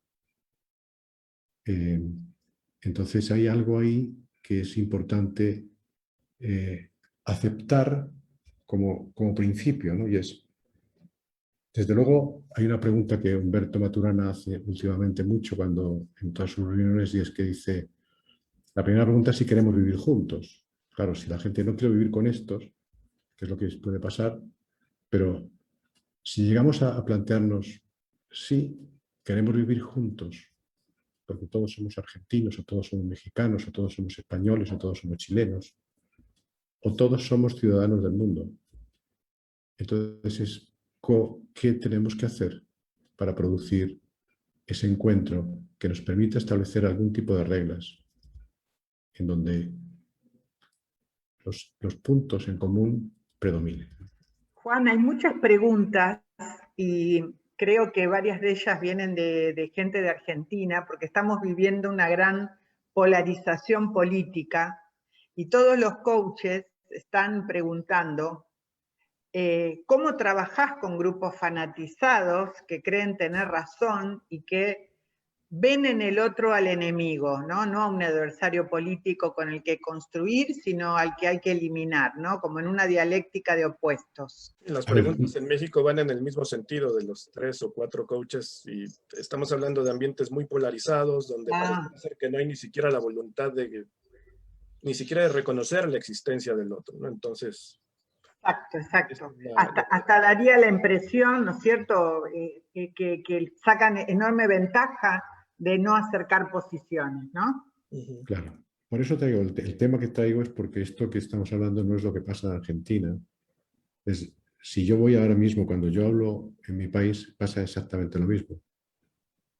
Dejó de pasar y en este momento, sin embargo, está pasando. Incluso hay un partido de ultraderecha que nunca se pensó que en España pudiera haber un partido de ultraderecha de ese nivel, después de haber superado la dictadura, como tampoco se pensó que en Austria y Alemania pudiera volver a haber partidos nazis con el mismo nivel. Eso está hablando de algo que está pasando. Por tanto, es procedente lo que estamos conversando y por eso hablo de la importancia de conversaciones sociales, porque la polarización puede llegar a un momento de exclusión absoluta de una parte del país. O sea, es lamentable que la única forma de que el régimen de Venezuela se mantenga es el que un porcentaje altísimo de los venezolanos se han tenido que marchar. Es decir, que implica la imposibilidad de una convivencia que no sea a través del poder de la fuerza, aunque haya sido obtenido a través de unas elecciones, que eso es distinto. La democracia no es ganar unas elecciones, es mantener los principios de la vida en común, ¿no? Entonces, a veces utilizamos un camino para entrar en un sitio y cuando lo hemos tomado, cambiamos las reglas, ¿no? Que es lo que puede estar pasando, pero es algo que es muy general y eso es lo preocupante. Es tan preocupante como que el país que para muchos era como el exportador de democracia, Estados Unidos, imagínense lo que ha pasado en el periodo de Trump y la sociedad que ha dejado. La sociedad que ha dejado donde hay un nivel de violencia impactante. Entonces, la polarización es el resultado de la falta de diálogo. La falta de diálogo a veces hay que preguntarse, ¿a quién le interesa la falta de diálogo? Siempre hay grupos a los cuales les puede interesar esa falta de diálogo, porque es la manera que tienen de poder constituir su identidad. Pero a la pregunta que estáis haciendo, es que, a ver, yo no quiero parecer así como que creo que hay una varita mágica. Cuando alguien es fanático, lo más probable es que no quiera coaching. O sea, no es tan fácil sentarse con un fanático, dado que toda su composición tendrías que provocarle un quiebre muy profundo para que se bajara de su fanatismo, por lo menos unos segundos para pensar. Pero lo más probable es que desde luego nunca va a plantearse porque ya tienen la verdad. No tienen que buscar a alguien que les ayude a encontrarse ni a encontrar algo. Lo encontraron. Ellos ya lo tienen. Entonces, no tengo la idea de decir cómo se puede acompañar a un fanático. Yo lo que digo, tal vez la única posibilidad, si nosotros hemos constituido autoridad ante ellos, algún tipo de autoridad, no porque nos hayamos ido a su coach, sino porque tenemos un discurso, una reflexión, es preguntarle ¿qué significa que tu identidad solo se sostenga a través del enemigo, de constituir al otro un enemigo, a través de generar miedo? ¿Qué significa que, por tanto, no haya la posibilidad de que yo pueda plantear mi identidad basada en un conjunto de cosas que sean admirables en sí mismas? O sea, en el fondo es como cuando tú dices, todas las teorías de liderazgo del mundo que pueden ser muchísimas, si tú vas escarbando y llegas al final, unas las mueve el amor y otras el miedo. Unas lo que mueve es la atracción hacia una idea, hacia un proyecto, hacia algo que podemos llegar a amar, y a otras es, cuidado, que si ustedes no me votan, los mexicanos van a acabar con todos los puestos en este país. Y ustedes se van a quedar sin trabajo. Y estos señores, además, tienen unas costumbres rarísimas. Cantan en la madrugada. Yo escuchaba a un seguidor de Trump que era impresionante porque el periodista trataba de mostrarle, pero usted, ¿por qué es así? Dice, oiga, yo tengo derecho a vivir en un país que fue construido por los europeos, no por los latinoamericanos. Y que además yo no tengo por qué vivir en un lugar donde al lado hayan unos señores que tocan la guitarra, cantan rancheras y tienen gallinas en el jardín. Entonces, para eso, ¿por qué tengo yo que aceptar eso? Lo planteaban de esa forma violenta, ¿no? Entonces digo, bueno, claro, hay, en un momento determinado esas personas tienen ya construida una interpretación. Pero, ¿qué es lo que pueden ofrecer? ¿El amor a qué? ¿Cuál es la propuesta que yo para poder construir mi identidad tenga que recurrir al miedo para que otros me sigan, ¿no? Y quizá eso tampoco sirva, porque aunque yo pueda plantearle un intento de mostrar que tenemos que construimos una identidad sobre bases que lo que tratan no es de construir, sino de destruir algo, podrán decir, bueno, pues destruir es válido. Entonces digo, más que plantearnos cómo trabajamos con los fanáticos, el mundo está, por ahora, hay más gente no fanática que fanática. Pero la gente no fanática se queda en su casa sentada. La gente no fanática a veces ni vota. La gente no fanática no quiere saber de la política. Entonces, para mí, el trabajo fundamental que está por delante de nosotros es el que decía cómo nosotros somos medio para articular una sociedad de ciudadanos conscientes, de que son actores políticos, de que la democracia es el resultado de que nos representan, de que hay un grupo de personas que nos representan, pero al representarnos no perdemos nosotros la legitimidad de ser actores políticos. Y de hecho, el gran problema que hay en este momento, cuando tú te metes más cerca de la política, el drama que ellos sienten muchas veces es que me dieron una representación, pero ahora resulta que era... o sea, si ustedes ven en este momento lo que pasa en Chile, toda la gente que votó al presidente Piñera, prácticamente debe tener un índice de popularidad del 12%, del 11%, considera que no lo representa. Y él podrá estar diciendo, ¿por qué no? Bueno, porque el mundo ha cambiado tan rápidamente que los problemas que hay hoy, que no estaban hace 3 años, el ciudadano no siente que usted le representa. Entonces resulta que lo que está en este momento y lo que va a cambiar en los próximos años va a ser los sistemas de representatividad. Desde ese punto de vista dices, bueno, los ciudadanos conscientes pueden marcar la agenda política. Y la prueba la tienen ustedes como en muchos momentos. ¿Por qué en Chile tenemos el día 15 de mayo elecciones para una nueva constitución? No porque fuera una decisión de los políticos, sino porque la calle puso, lamentablemente a veces con violencia, pero puso en la agenda una temática. Entonces, ¿cuál es la posición de, ojalá, ya digo, que sean a partir del diálogo y no de otras formas, el poder poner temáticas en la agenda que de alguna forma hagan que cada vez sean menos los fanáticos que están en el poder? Porque sin prescindir de que pueda haber opciones para generar encuentros donde a lo mejor no en grupo. Cuando miramos, por ejemplo, temas como, vuelvo a mi país,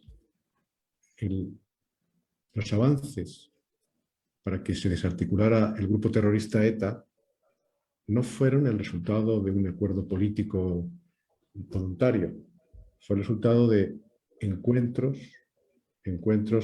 desde la base, desde los puntos intermedios, de personas que empezaron a encontrarse, y hay varios de los diálogos, hay por ahí algunos videos muy interesantes para ver ese planteamiento, incluso desde uno de los terroristas con la familia de una de las víctimas que muerto por ellos y que llegaron a encontrar una suerte de acuerdos que fueron poco a poco permeando para que aquello pudiera producirse. Entonces fue el diálogo lo que produjo la posibilidad del acuerdo. Yo sé que eso es un trabajo ingente y por eso cuando hablaba con Elena decía, ella vivió el tema del curso y dijo, quiero que esto lo hablemos en el ICP, en la Universidad de Londres, porque efectivamente es un trabajo en el cual muchas personas tendrían que abrirse a la posibilidad de generar ese tipo de conversaciones en donde personas que a lo mejor no han tenido una relevancia política empiecen a darse cuenta de que ellos son los que sostienen el sistema. Juan, en alguna de las preguntas aparece, por ejemplo, dice Yanitza, estamos pensando en un rol parecido del coach como un mediador, ¿cuáles serían las diferencias? Otros plantean, ¿desde qué espacio podemos convocar los coaches esta conversación? Estas aperturas de una conversación diferente para convocar a los ciudadanos conscientes. ¿Qué imaginas? Mediar, o sea, una cosa es el negociador, otra es el mediador y otra es el que promueve el diálogo. Es decir, el mediador es como que consigue la legitimidad de dos partes y dice, señores, entonces esto hay que hacer, esto nunca lo vamos a conseguir. Por tanto, digo, el diálogo es algo que produce sus propios resultados. Y entonces, desde ese punto de vista, digo, nosotros no somos mediadores. Somos personas que podrían sentarse con unos y con otros y plantear cuáles serían las bases de una conversación ética y a la vez eficaz.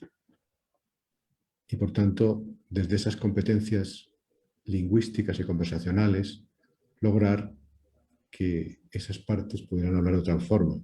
Y no solamente decir, ya ahora hablen ustedes, sino quizá cuando yo hablo de articular es la posibilidad, de, o sea, la única mediación, que no lo es, pero entre comillas sería, tú pones el comedor y la sala.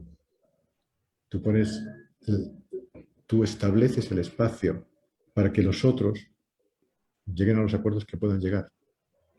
Nada más. Entonces ahí, eso está claro que no. El desde dónde es una pregunta súper importante porque eso significa construir algún tipo de identidad. Es decir, yo no puedo llegar y seguramente decir, ¿y cómo voy a hacer esto? A lo mejor lo que tengo es, o bien me acerco a aquellos que sí tienen identidad. El movimiento 3xI, por ejemplo, lo que hizo fue acercarse, aprovechar la cadena de contactos que todos tenemos. Una de las cosas interesantes en el curso de articular era que hicimos grupos, comunidades, y dijimos, ok, vean todas sus redes de contactos. Les di una metodología para poder hacer la red de contactos y ahora ustedes 8 vean cómo se suman esa red de contactos. Y todos se quedaron fascinados de darse cuenta que entre los 8 tenían un montón de posibilidades de hablar con ministerios, con empresarios, con...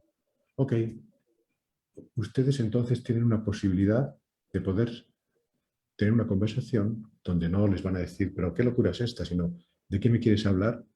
Y por tanto, desde ahí tienen la posibilidad de hacer que esas personas incluso puedan ser los que respaldan, generan el capital de identidad para que ciertas otras personas se sienten. Ahí hay, por tanto, vamos tejiendo una red en donde hay roles intermedios.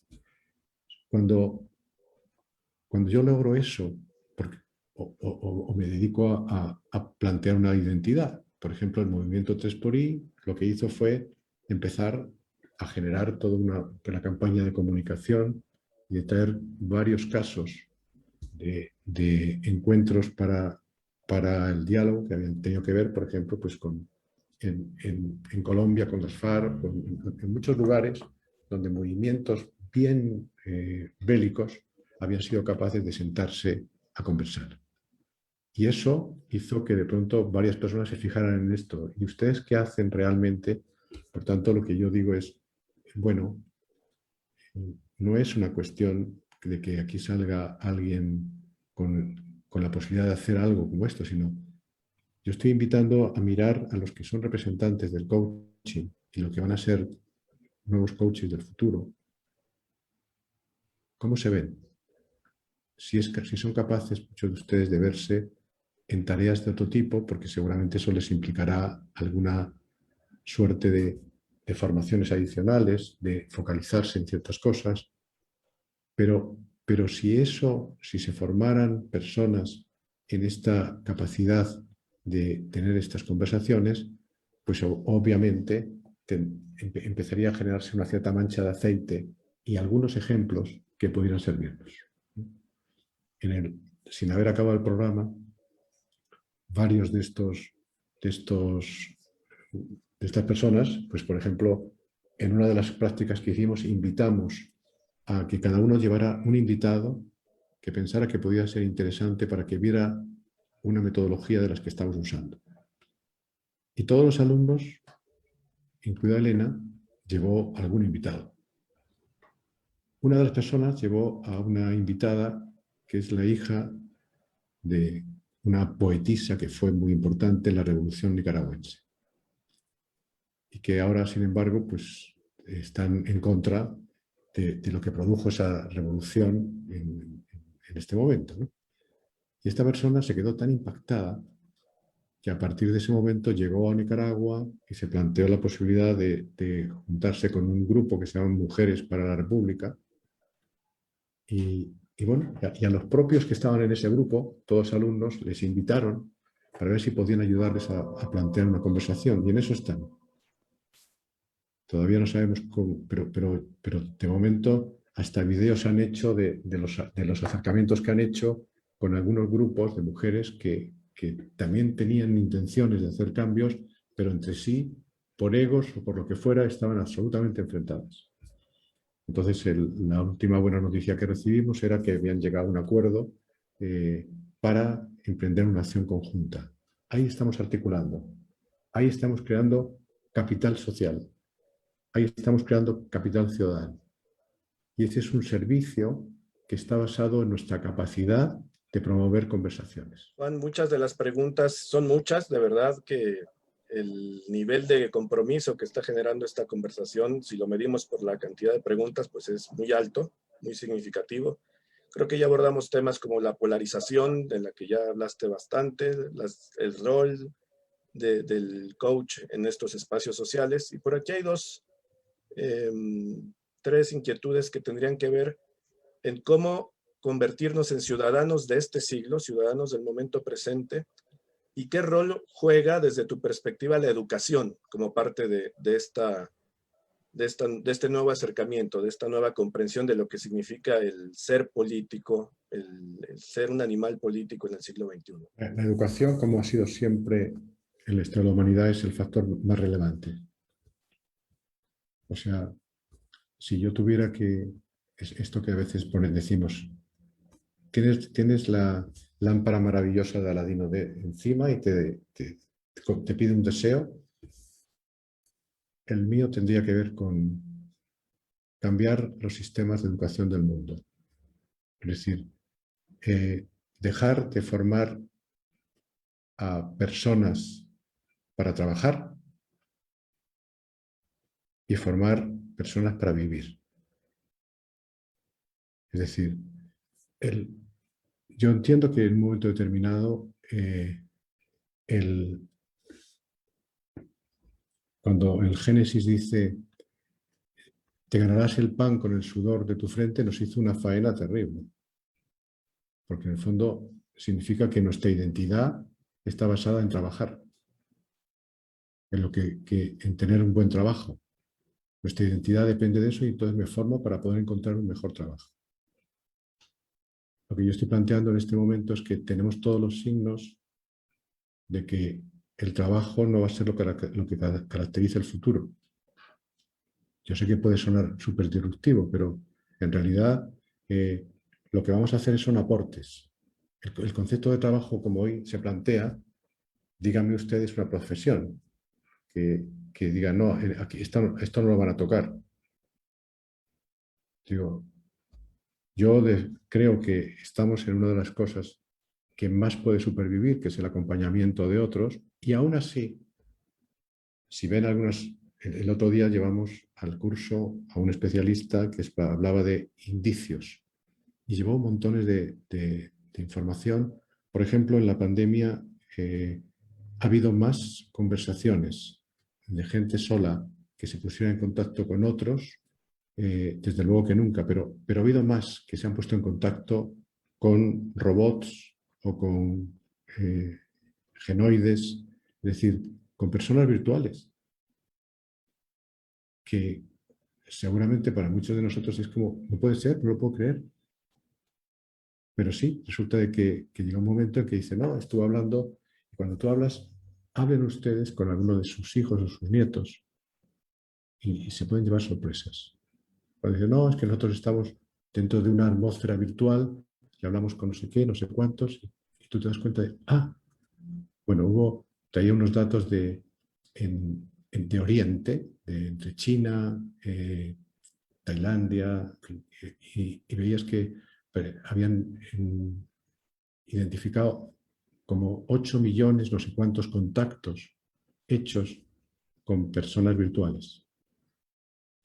Entonces dices, bueno, ahí estamos hablando de un mundo en el que va a ser tan cambiante que el trabajo va a tener una relación distinta.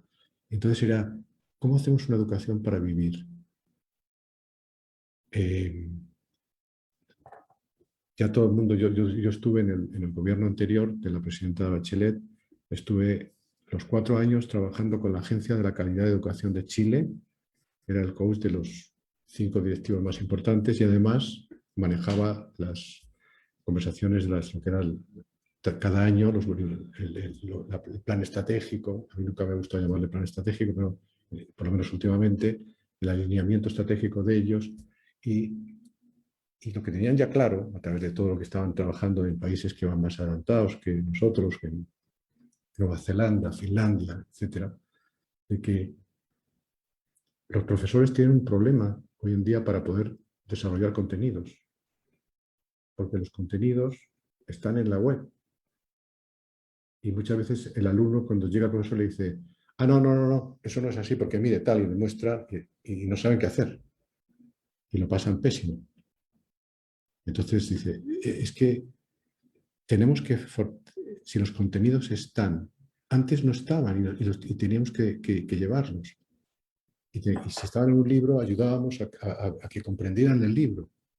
Pero en este momento tienen videos, canciones, todas las bibliotecas del mundo a su disposición.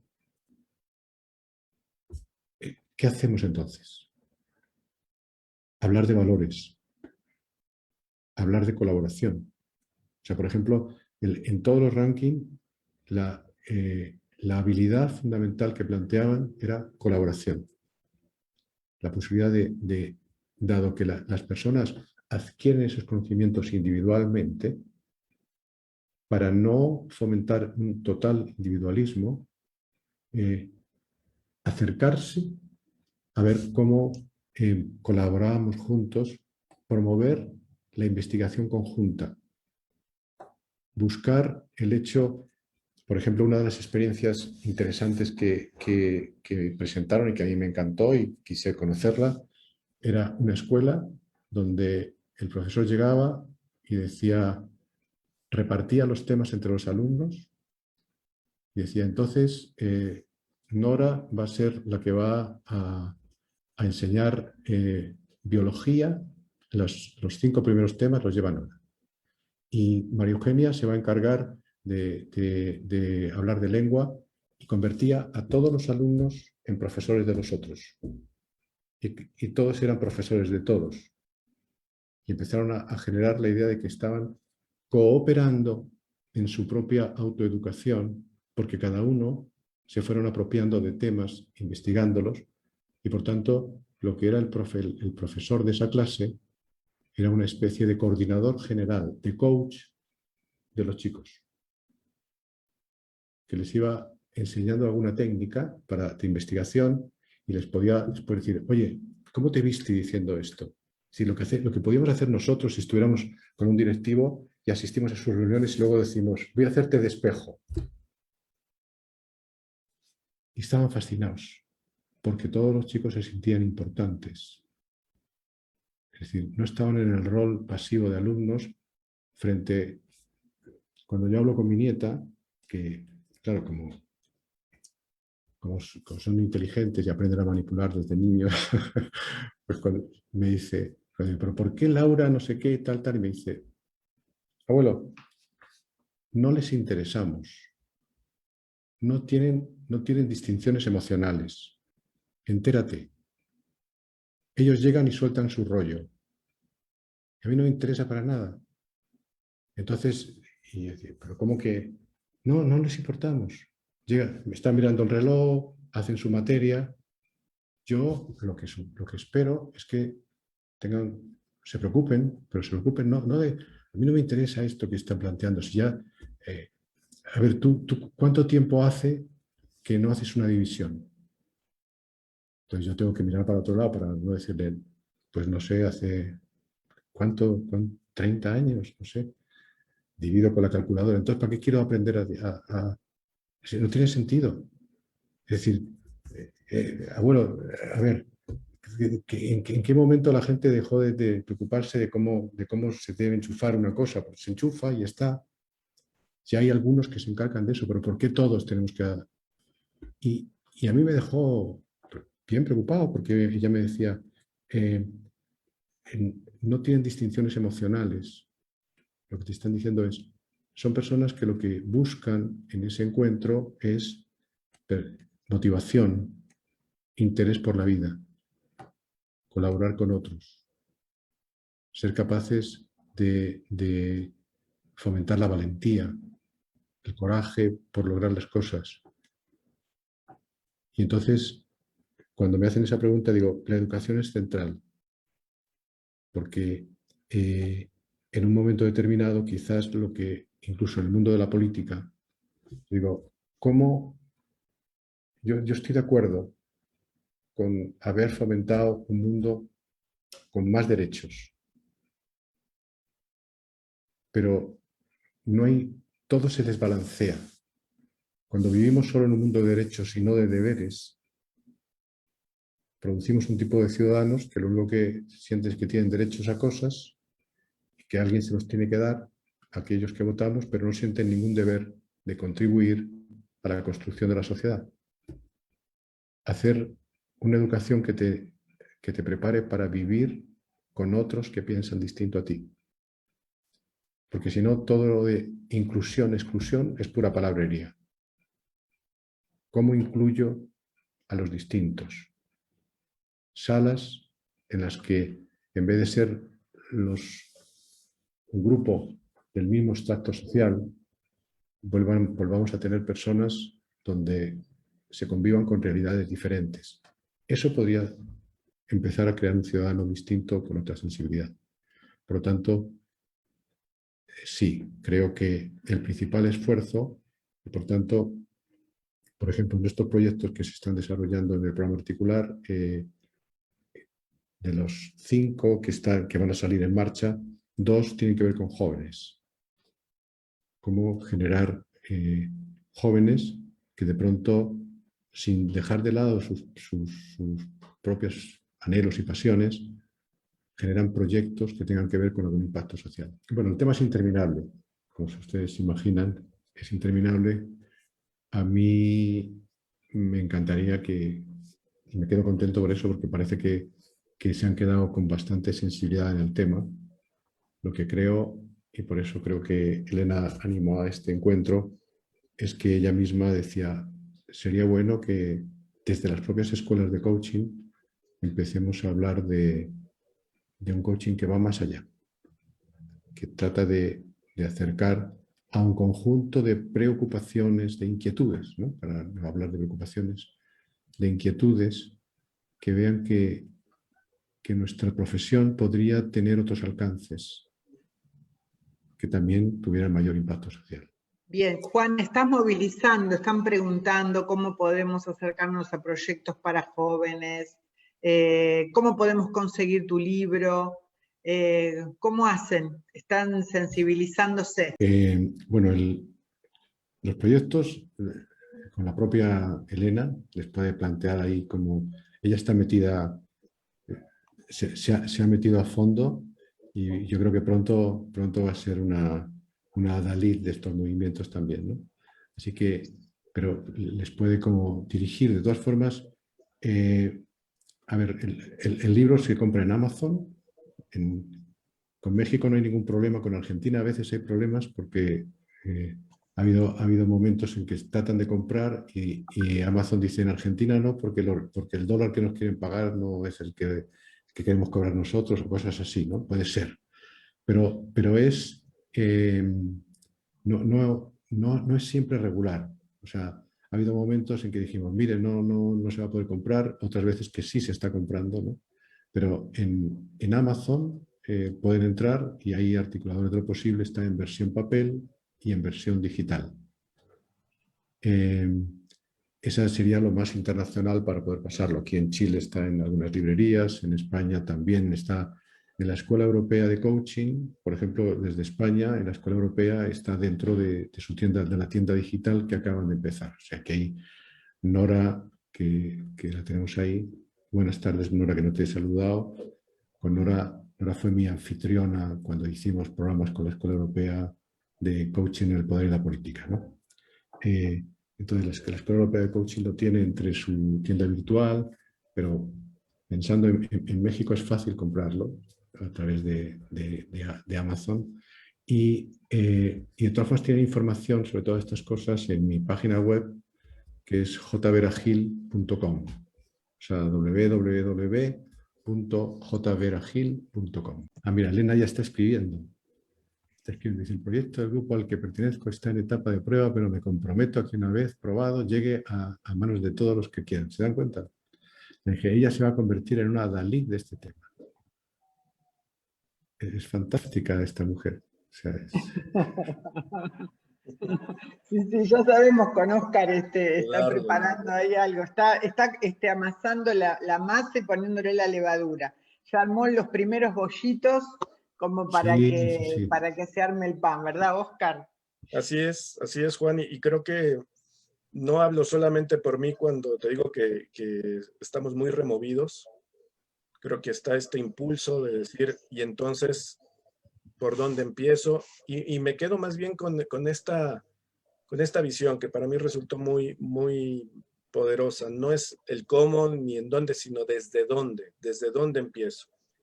Y este espacio que hoy empezamos a compartir, que hoy se inaugura por la iniciativa de Elena y que está engalanado por tu presencia, Juan, en más de un sentido, creo que es un buen desde dónde iniciar, desde contactarnos, desde conectarnos nosotros como inquietos de este aprendizaje del desarrollo humano, del potencial de las personas. Y este espacio, que decía Elena, quién sabe por qué no se nos había ocurrido, pero ya se nos ocurrió y eso es lo que importa, pues que nos permita empezar a construir puentes entre nosotros, entre nuestras naciones, entre nuestros corazones sobre todo, y que esto nos permita empezar a generar el cambio desde aquí, porque ese es el desde dónde que creo que importa. Y estoy muy agradecido por esta conferencia, Juan. Gracias, Oscar. Yo tengo casi la encomienda de Elena que me dijo un día, ¿tú conoces bien a Oscar? Digo, hemos coincidido, no sé si estamos en... Ustedes se tienen que conocer. Entonces, algo tenemos que hacer, Oscar. Porque ella dice que nos tenemos que conocer, o sea que algo habrá. Hay que hacerle caso. Pero de alguna forma... o sea, hay formas, por ejemplo, podemos hablar de hacer un programa de articular en el ICP o en la Universidad de Londres. O sea, es algo que se puede hacer directamente, que se puede hacer, ¿no? O sea, en este momento hay cosas que hago ya directamente como en exclusiva con algunos sitios, pero otros no. O sea, que esto es un tema que se podría armar para decir, si hay un grupo que realmente quiere ponerse en el tema, en mucho menos tiempo del que imaginan, se generan distinciones.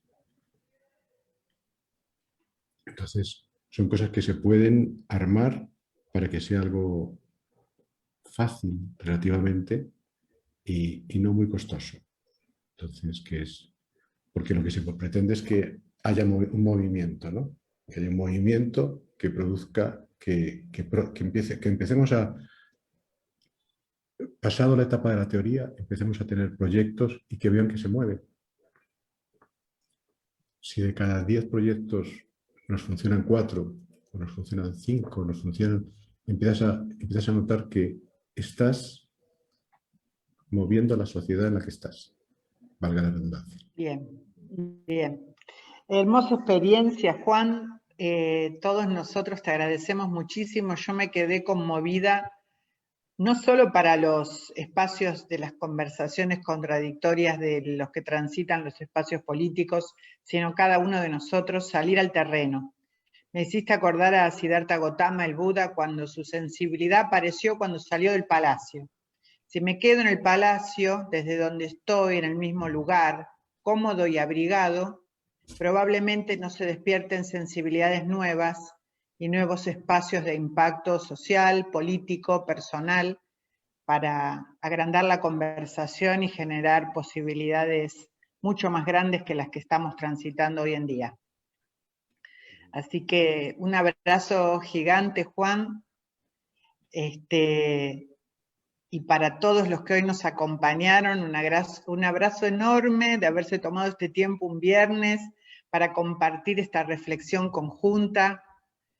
Gracias Elena, gracias Juan, gracias Oscar, gracias a la Universidad de Londres, gracias a todo mi amado ICP, docentes, auxiliares, alumnos, que nos estamos sumando a estas conversaciones que nos incitan a pensar en grande y a salir del propio ombligo. Bueno, a ti, Laura, encantado de haberte conocido también, y a Óscar, desde luego ya di las gracias a Elena, pero muy especialmente a todos ustedes, que más de 100 y muchas personas que han aguantado casi 2 horas acá escuchando esto, porque efectivamente yo el otro día decía, me hicieron una entrevista y me preguntaban ¿qué es lo que más busca en este momento? Dije, signos de esperanza. Y para mí este es un signo de esperanza, el que haya mucha gente que de pronto dedique 2 horas a escuchar sobre algo que puede ser intangible, pero que de alguna forma llega a su corazón. Y por tanto eso es relevante. Así que me tienen a su disposición. En la página pueden encontrar información sobre el libro también, sobre otras ideas, artículos. Dentro de la página entren al blog y hay algunos de los artículos que explican la teoría de articular, por ejemplo, ¿no? Les pueden ser interesantes como material, o sea, incluso como material con sus alumnos, etcétera, los que son profesores, pueden encontrar ahí, porque en general lo que estamos haciendo es que todo aquello que planteamos lo disponibilizamos para que pueda ser usado. Así que gracias y que tengan un muy buen fin de semana. Muchas gracias a todos y gracias a nombre de la Universidad de Londres. Y bueno, Juan y Laura, esta es su casa. Bienvenidos a todos. Muchas gracias, Marisol. Gracias, Marisol. Gracias por darnos tu espacio para compartir esto tan bello que nos tocó hoy. Muchísimas gracias a todos y bienvenidos. Gracias, Marisol. Chao, chao, chao.